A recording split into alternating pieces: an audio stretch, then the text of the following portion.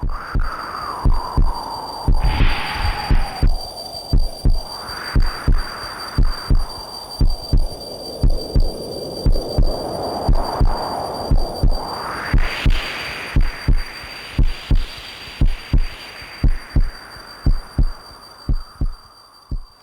day to you and welcome to Forensic Medicine YouTube channel. This discussion is about disposal of death in Sri Lanka. I am Dhananjay Aloysius and our resource person is Dr. Sanjay Uladua, Senior Lecturer from the Department of Forensic Medicine, University of Sri Jayawardena. Good day to Dr. Sanjay. Good day to you, Dhananjay. Good day to all the listeners. We are here today to discuss about disposal of death. Can you briefly tell us what disposal of death means? Yes, Dhananjay. We know that all living beings die at some time of their life. Humans, when they die, right from the beginning of human civilization, dead bodies have been got rid of or disposed of in several ways and means. Legally, culturally, religiously and socially, it is, and even health-wise, it is important to properly get rid of dead bodies when people die. This broadly means the disposal of death. What are the main types of disposal? Can you explain what are the main types of disposal? Yes, right. Forensically speaking, there are two major types of disposals. One is the illegal disposal or surreptitious disposal or unlawful disposal. For example, to hide a secret homicide, a dead body can be disposed of in an illegal or unlawful way by digging up a pit and hiding the body or burying the body in a pit, or throwing the body into a waterway, or mimicking the death as an accident or suicide when actually the death is due to a homicide. So these are some examples of unlawful or illegal ways of disposal of dead bodies. But as our main discussion today is on the legal disposal of a dead body in a hospital practice, we are not going to further discuss about this illegal ways and means. As I said earlier, there are two major types of disposals. One is the illegal or the unlawful disposal of dead bodies. The other one is the legal or the lawful disposal of dead bodies. What are the accepted ways? The accepted ways that dead bodies are allowed to be disposed of in Sri Lanka? Yes, from country to country, legally accepted ways may slightly differ or change. In Sri Lanka, there are only 4 accepted ways of lawful disposal of dead bodies. Those are the burial, cremation, entombment, and donation to a medical faculty. Burial, as you know, everybody knows that burial is digging up of a pit in the soil and burying the body with or without a coffin as the culture will permit. Cremation means burning the body into ashes either in a pyre means a barasaya, or in a designated crematorium run by electricity or by gas. Entombment means erection of a monument above the level of the ground to permanently store the ashes or the remains of a dead body or even the dead body itself. And donation means giving the body to a medical faculty or higher institute of education for research. So, in a nutshell, burial, entombment, cremation and donation are the 4 accepted ways of disposal of the dead body in Sri Lanka. What are the common types of deaths? Okay, Dhananjay, that is a bit of a broad question. Circumstances wise, there are four types of deaths. A person can die due to accident, due to a suicide, due to homicide, or due to natural means. Person can have a heart attack and he can succumb to death due to this heart attack. So that's a natural cause. A person can jump into a waterway and commit suicide. That is a suicidal death. Somebody can kill a person by stabbing on the chest, and that is a homicidal way. And somebody can meet with a road traffic accident and die. So it's an accident. So circumstances wise, there are accidental, suicidal, homicidal, or natural deaths. And if you just think of the place wise, people can die in different places. Most of the time, the deaths occur in the hospital wards or in their own homes. That is, people can die at home or in the hospitals. In addition to that, they can die in public places. Not very common, but it is not uncommon either. And they can die when they are institutionalized. For example, a person may live in the last days of his life in an elderly home. So he can die there. So that's an example of an institutionalized death. And the other important thing is people can die when they are under custody. The custody is a place where a person is kept either against or without the person's free will. For example, in remand custody, in long-term prisons, in open prisons, in detention campaigns, in police cells, and even in quarantine campaigns, people are kept in custody. So, other important place of death will be the place of custody. So, people can die at home, they can die in hospitals, and they can die when they are institutionalized, or they can die in public places, or they can die while they are in custody. But our main discussion today is when a person, how to dispose of a dead body when a person dies in the hospital. Now coming to our main topic, could you briefly outline the procedure of disposal of dead body from a hospital ward? Yes. Now, in the hospitals also, rarely people can be connected to life support systems, especially in the intensive care units. They can be connected to heart-lung machines and other forms of life support systems. Now, in that case, the disposal of death is little complicated, and for that we need to diagnose the brain stem death. In certain countries, they go for the diagnosis of brain stem death, and in Sri Lanka, we go for the diagnosis of whole brain death. I'm not going to discuss complicated medical details and procedures of diagnosis of death when the body is subjected to or connected to life support system. Let us talk about how to dispose of a dead body when a person dies in the normal ward. Now, when a person dies in the normal ward, the junior most doctor in the ward, for example, think of a medical ward, a person was admitted with a heart attack or with pneumonia and he dies in the ward. The most junior doctor is known as the intern medical officer. He is entitled to diagnose death.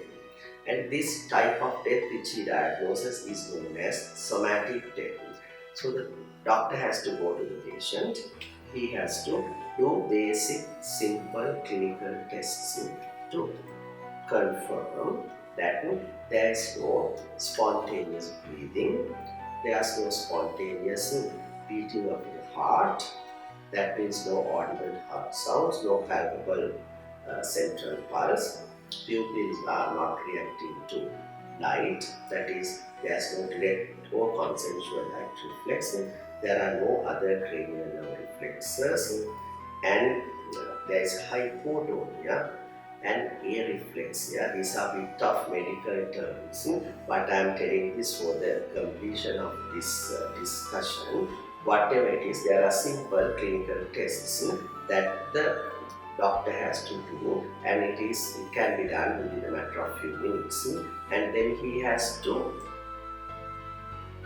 document them on the bed ticket with the date and the time, as well as the doctor's name, his designation and the signature, and then that date and time is considered as the date and time of death of the person, and then this body has to be kept for 2 hours customarily in the ward because of the theoretical possibility of suspended animation, and I'm not going to discuss too much about this suspended animation here. And after that, the body has to be sent to the mortuary. Now, whether this death needs an inquest or not, whether this death needs a post-mortem or not, whatever it is, every dead body from a ward will be transferred to the mortuary after keeping for 2 hours in the ward. And after that, the doctor has to sit and wait and take a very important decision.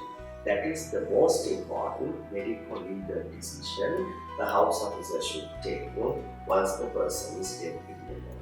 That is whether this death needs an inquest or not. Doctor, let me interrupt you for a second. Yes. And could you tell me something about this inquest?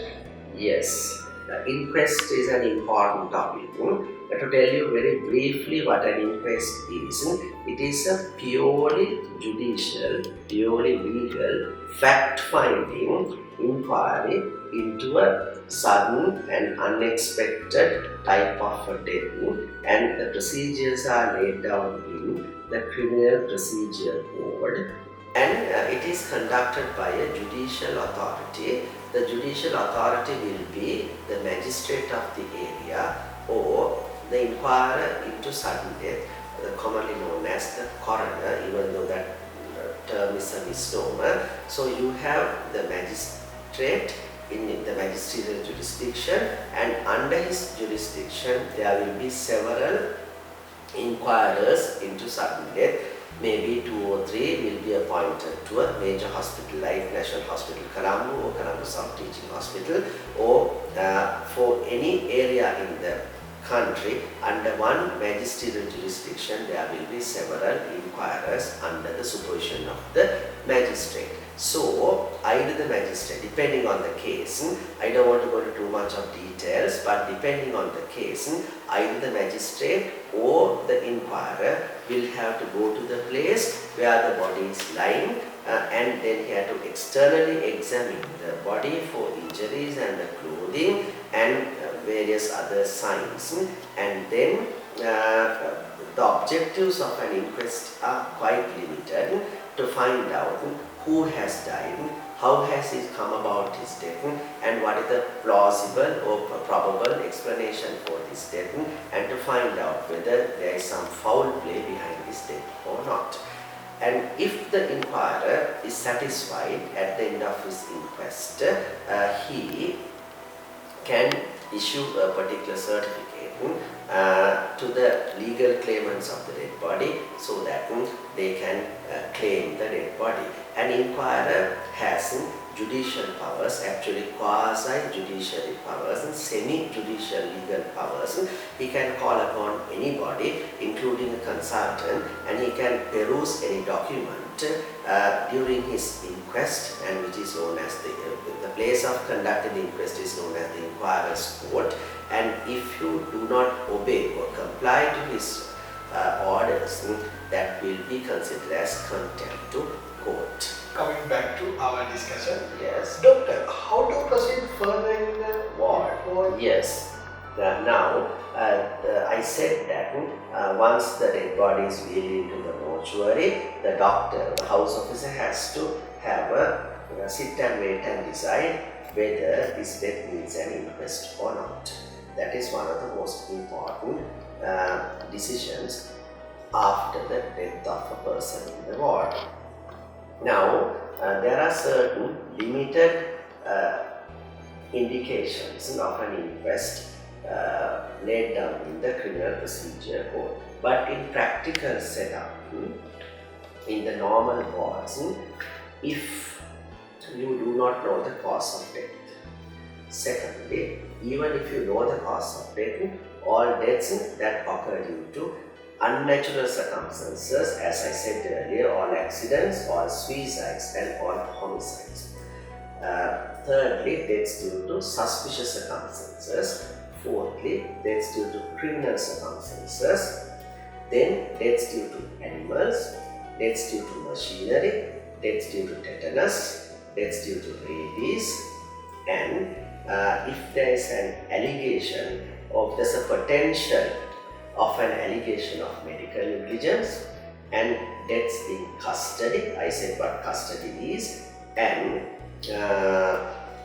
then if a particular death is covered by a circular issued by the Division of Health Services, like dengue deaths, maternal deaths, where saying that this death should be subject to an inquest, all such deaths have to be subjected to an inquest. May I repeat the list again? If you do not know the cause of death, even if you know the cause of death, all unnatural deaths, all accidents, suicides and homicides, deaths due to suspicious circumstances, deaths due to criminal circumstances, deaths due to animals, deaths due to machinery, tetanus, rabies, deaths in custody, alleged medical negligence, and certain deaths covered by the circulars issued by the Division of Health Services have to be subjected to an inquest. Outside the hospital, if you are going to disinter a dead body, that is, if you are going to exhume a body, again for that you need an inquest. In deaths due to suspicious circumstances, criminal circumstances, deaths in custody and homicidal deaths, and usually deaths where there is an allegation of medical negligence, and also outside the hospital, exhumations are done by the inquest is done by the magistrate. And in other deaths, inquest is usually done by an inquirer into sudden death, and if the inquirer finds it difficult for him to proceed, he may hand over the case to the magistrate. Now, if the doctor, coming back to the ward setup, if the doctor decides that this death does not need an inquest, I'm telling it again, if a particular death is not coming under any one of the 11 or 12 indications I have mentioned little while ago, then such deaths are not necessary to be subjected to an inquest. For example, let me emphasize here that if a person has died within 24 hours in the ward, that is customarily subjected to an inquest in certain hospitals and settings. That is not correct. There is no indication that any death that occurs within 24 hours should be subjected to an inquest. There is nothing like that. There was a circular earlier, and that circular had been abolished some 30 years ago, and therefore nowadays we do not want to request for an inquest when the person has died within the first 24 hours of admission. But all deaths on admission are considered as suspicious deaths, and they should be subject to an inquest.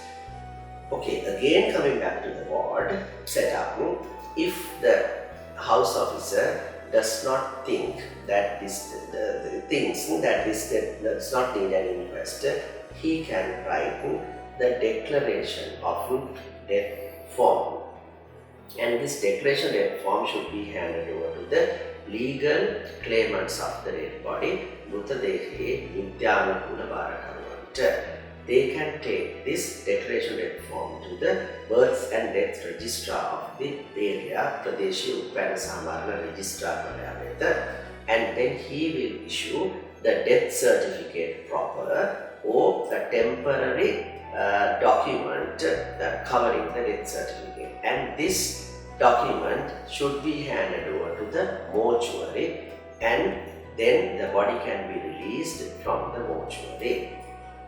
And then to hand over the dead body to the funeral directors to arrange a crematorium or book a slot in the cemetery for obituary publications and for other further legal procedures like claiming the compensations, claiming the pension and insurances, various other inheritance of property, etc. You need this death certificate issued by the births and deaths registrar. So, if the death does not need an inquest, house officer will issue the declaration of death form, and then the procedure is as I have already explained. Doctor, if an inquest is needed, what will happen? Yes, I have stopped there. Now the house officer has to go through this particular checklist I have told a little while ago, these 10 or 11 indications of an inquest, and if he or she finds that for this particular death an inquest is needed, then he or she should not issue the declaration of death certificate to the legal claimants of the dead body. Instead, the doctor should request for an inquest on the bedhead ticket, addressing the police post of the hospital and the director or the head of the hospital. It may be the DMO, it may be the medical superintendent, or it may be the senior medical officer in charge of the hospital, or it may be in larger hospitals, the director. Right? So the house officer has to write on the bedhead ticket requesting for an inquest from the director and the police post. So the director will authorize and the police post will arrange an inquest either with the magistrate or with the inquiry into sudden death.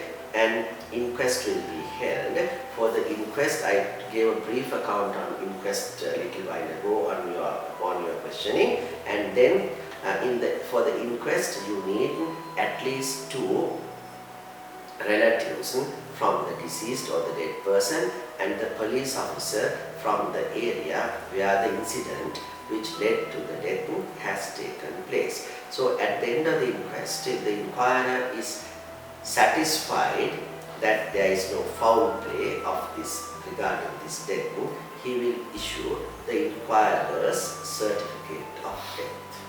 Now, the relatives can take this inquirer's certificate of death to the births and deaths registrar and obtain the death certificate or the temporary document, and the procedure will be the same. They can take the body from the mortuary and they can go for other final arrangements of the funeral. Doctor, if the inquiry is not satisfied, at the end of the inquest, what will happen? That's a very good question, Dhananjaya. If the inquirer or the magistrate is not satisfied at the end of the inquest, what will happen? That is very important. Now, I said earlier that an inquest is a purely legal, superficial, fact-finding inquiry carried out by a legal authority but not by a scientific authority. So, if the inquirer or the magistrate thinks that there is something fishy about this death, something suspicious about this death, something some foul play has happened in the background of this death, or that in simple terms this death needs further scientific investigation, then in that case the inquirer or the magistrate, according to the provisions of the Criminal Procedure Code, according to the powers vested upon him, can and should call upon the government medical officer. In other words, a medical officer with MBBS full registration, usually these days the judicial medical officer, either in the health ministry or in the Department of Forensic Medicine to carry out a judicial autopsy or judicial post-mortem. Doctor, can you tell us about that judicial autopsy? Yes, a judicial autopsy or judicial post-mortem is, I can call it, the final scientific investigation into a death. It is carried out, as I said earlier, by a forensic person, a medical expert, and in this case, we open up all the body cavities of the dead body, cranial, thoracic, and abdominal cavities, and we eviscerate, that is, we take out all the organs, including the brain, heart, lung, bowels, spleens, and the liver, and everything. And then we dissect all the organs, and with the naked eye, we examine the organs. In addition to this cutting part, we have lots of other things. We may go to the scene, we may take evidence from various parties, including the police, and we may go for examination of clothing, general external examination of the body, specific external examination of the body, certain investigations like x-rays and photographs, video recording, and then at the end of the judicial autopsy, if we can arrive at the cause of death and if we can satisfactorily find answers to many other medico-legal issues revolving around that particular death. I'm repeating it, if we can arrive at a cause of death and also if we can satisfactorily find answers to many other medico-legal issues revolving around that particular death, in that case, those medical issues will depend upon the type of the case that we are handling. Then we can give the certificate of medical cause of death to the inquirer or to the magistrate. But if we think that this death needs further scientific investigations like histology, toxicology, virology, microbiology, DNA studies, biochemical studies, and to send the parts of the dead body for other investigations like ballistics experts, fingerprints, question documents, etc., etc.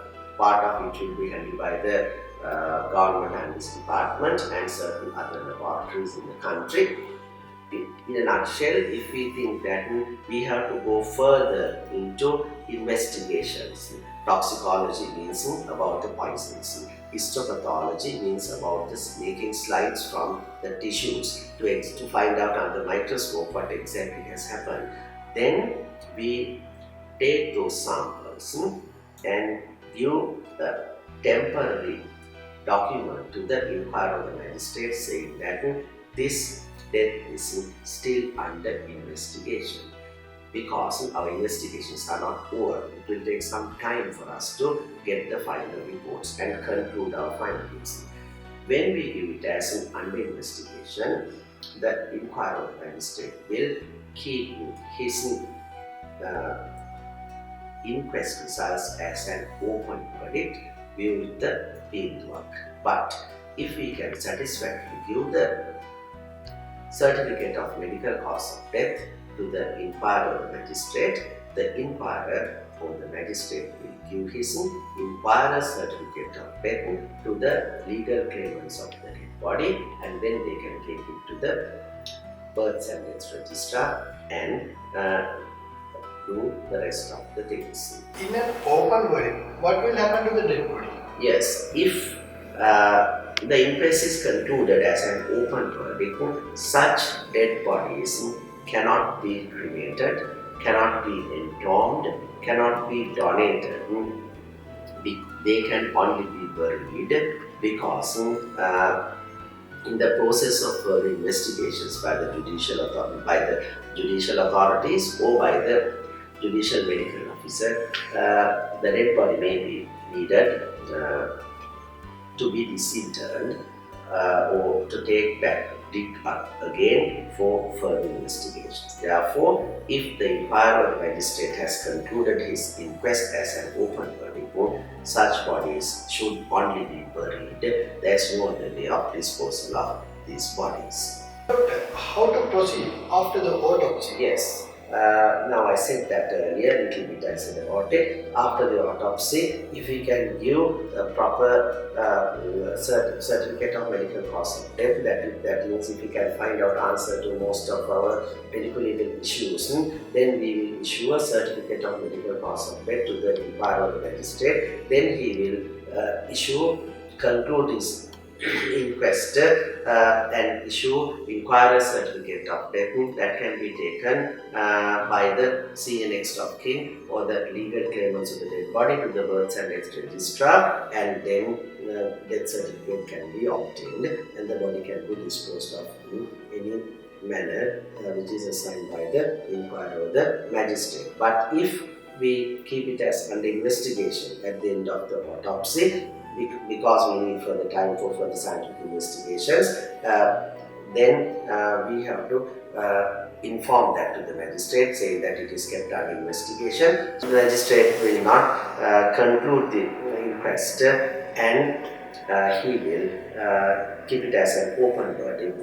And as I said earlier, in an open verdict, the body can only be buried. Now, here I have to emphasize that after many months or sometimes years later, once we receive all the scientific information, we can put them together and we will be able to give the proper certificate of medical cause of death, and then we have informed that to the inquirer or magistrate, and he will revert his open verdict and he will give the proper certificate, the inquirer's certificate of death, and then the proper death certificate with the proper cause of death and the circumstances of death can be obtained.